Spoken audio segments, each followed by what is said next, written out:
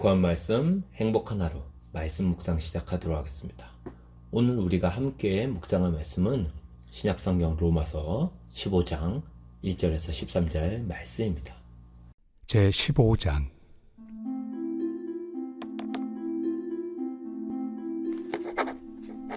믿음이 강한 우리는 마땅히 믿음이 약한 자의 약점을 담당하고 자기를 기쁘게 하지 아니할 것이라. 우리 각 사람이 이웃을 기쁘게 하되 선을 이루고 덕을 세우도록 할지니라. 그리스도께서도 자기를 기쁘게 하지 아니하셨나니 기록된 바 주를 비방하는 자들의 비방이 내게 미쳤나이다 함과 같으니라.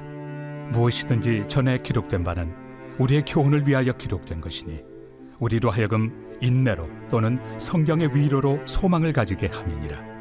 이제 인내와 위로의 하나님이 너희로 그리스도 예수를 본받아 서로 뜻이 같게 하여 주사 한 마음과 한 입으로 하나님 곧 우리 주 예수 그리스도의 아버지께 영광을 돌리게 하려 하노라. 그러므로 그리스도께서 우리를 받아 하나님께 영광을 돌리심과 같이 너희도 서로 받으라. 내가 말하노니 그리스도께서 하나님의 진실하심을 위하여 할례 추종자가 되셨으니 이는 조상들에게 주신 약속들을 견고하게 하시고 이방인들도 그 긍휼하심으로 말미암아 하나님께 영광을 돌리게 하려 하심이라. 기록된 바 그러므로 내가 열방 중에서 주께 감사하고 주의 이름을 찬송하리로다 함과 같으니라. 또 이르되 열방들아 주의 백성과 함께 즐거워하라 하였으며 또 모든 열방들아 주를 찬양하며 모든 백성들아 그를 찬송하라 하였으며 또 이사야가 이르되 이새의 뿌리 곧 열방을 다스리기 위하여 일어나시는 이가 있으리니 열방이 그에게 소망을 두리라. 소망의 하나님이 모든 기쁨과 평강을 믿음 안에서 너희에게 충만하게 하사 성령의 능력으로 소망이 넘치게 하시기를 원하노라. 이제 로마서도 막바지를 향해서 나아가고 있는데요. 이제 마지막으로 로마서 14장에서 15장까지 믿음이 강한 자들 혹은 하나님과 성경에 대해 많은 지식을 가지고 있는 자들이 연약한 자들을 용납하고 수용해야 한다고 이제 바울은 권면하고 있습니다. 그래서 1절에서 로마서 15장 1절에서 3절 말씀 보면 믿음이 강한 사람에 대한 권면이 나오죠. 믿음이 강하다고 자기 좋은 대로만 행동하지 말고 연약한 사람들을 배려하라는 겁니다. 그리고 우리가 믿음이 있을수록 더욱 공동체의 유익과 덕을 끼치는 행동을 해야 한다는 거죠. 그럼 왜 그렇게 살아야 합니까? 4절에서 6절 말씀 보면 예수님, 우리 믿음의 시작이 되시고 완성되시는 믿음의 본이 되시는 예수님도 자기 좋은 대로만 살지 않고 자기를 낮추시고 자기 몸을 다른 사람을 위해 희생하셨기 때문입니다. 이로써 우리가 예수님처럼 같은 마음, 같은 생각을 품고 한 입으로 하나님께 영광을 돌리게 된다는 거죠. 7절 말씀 보면 특히 오늘 읽은 그 15장 7절 말씀에 서로 받으라 라는 권면이 있죠. 이 서로 받으라 라는 말씀은 교회 공동체 안에서 용납과 사랑의 이 절정에 해당하는 말입니다. 그래서 교회 공동체는 한마디로 서로 받아들이는 공동체예요. 우리는 다 살아온 배경과 삶의 방식이 다릅니다. 그렇기 때문에 다른 사람을 받아들인다는 게 결코 쉬운 게 아니죠. 그렇지만 우리는 그리스도 안에서 서로를 형제 자매로 받아들여야 되는 거예요. 영접해야 한다는 말이죠. 여기서 받는다는 말은 그냥 어쩔 수 없이 억지로 서로 참아주는 게 아니라 하나님의 자녀요, 하나님의 가족으로 적극적으로 받아들이는 것을 말합니다. 그러면 우리가 왜 서로 받아야 되는가? 그거를 두 가지 이유로 바울이 설명하고 있습니다. 첫 번째는 7절 말씀 보면 일단 먼저 그리스도께서 우리를 받으셨기 때문입니다. 누가 우리를 받았다고요? 예수 그리스도께서 우리를 받으셨다는 거예요. 나 같은 죄인을 예수님이 받으셨는데 감히 우리가 뭐라고 다른 지체를 정죄한다는 말인가 이렇게 물어보고 있는 거죠.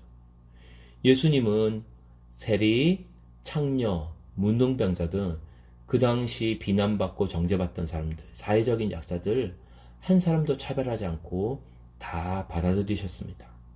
그렇기 때문에 우리도 서로의 약함을 그대로 인정하고 수용해야 한다는 거죠.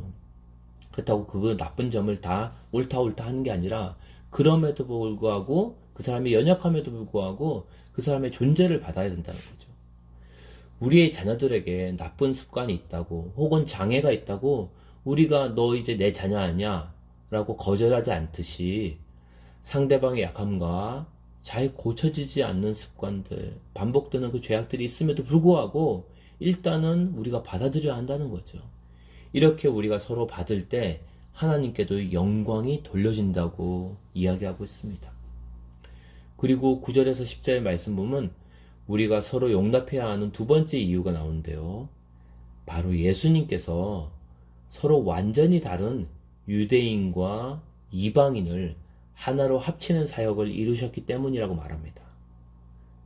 유대인과 이방인을 예수님께서 자신 안에서 하나가 되게 한 것처럼 그러므로 우리도 서로 완전히 다를지라도 하나가 되어야 한다는 거죠.